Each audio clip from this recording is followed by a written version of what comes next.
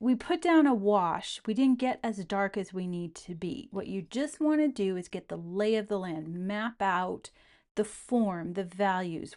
What are going to be your darkest shapes? What are going to be your lightest shapes?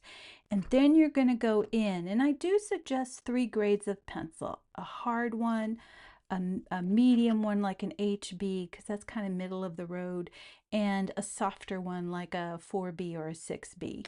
And then go in and start to define the darkest shapes, like the eye, like this shape right here, where you've got the coverts, what do they call them? Yeah, we've got a chart. But the upper coverts, that right here, there's a cast shadow in there, and it's real dark.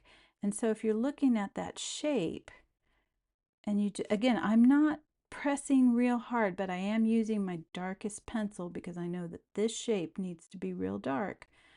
I'm going to go in there and define that shape.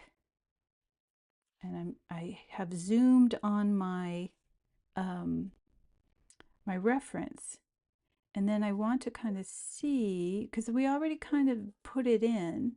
I'm looking at the perimeter right here, but see, it's darkest right up in here, so I don't want to do too much right here. And then I may go back, either taking my HB and glaze softly over it, because I don't want the transition to be too soft. The transition here needs to be hard and crisp, but the one coming out here doesn't have to be as crisp. And then it's going through and using your pencil to kind of look at, here's more cast shadows of feathers, and here's some right here.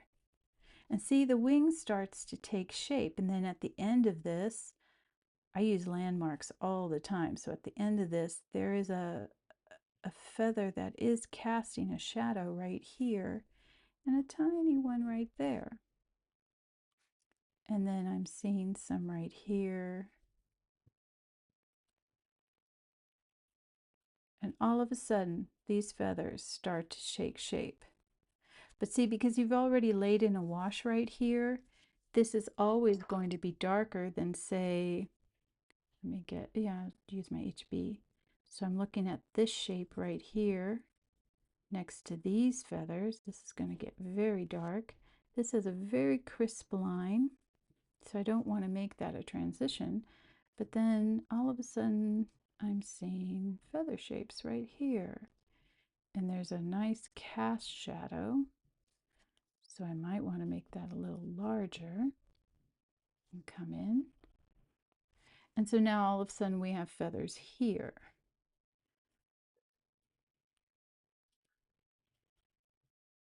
And you can, once you've gotten those shapes, you can lightly shade, just keeping in mind that if you're lightly shading to indicate the dark and light in the light area, this shade cannot be the same as this, because this is in your dark area.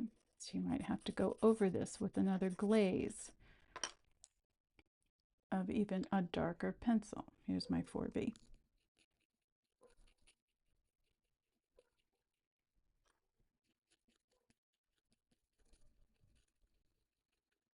So I'm sorry I messed up the time again.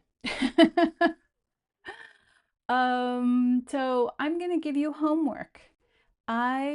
We have a camp chat, and I'm going to send out a replay tonight or tomorrow morning. I'm going to try to get it out tonight so that you have the whole week. So we have a camp replay, or a camp chat. And when I send out the replay, I will put a button for the chat. I want you to continue all over your bird. Don't worry about the branch that he's sitting on, the wood, unless you want to worry about that. But focus on the feathers. Focus on how you mapped the darkest areas, and then do what I did in the head and start to like pick out the really dark areas and go really dark. Use your pencil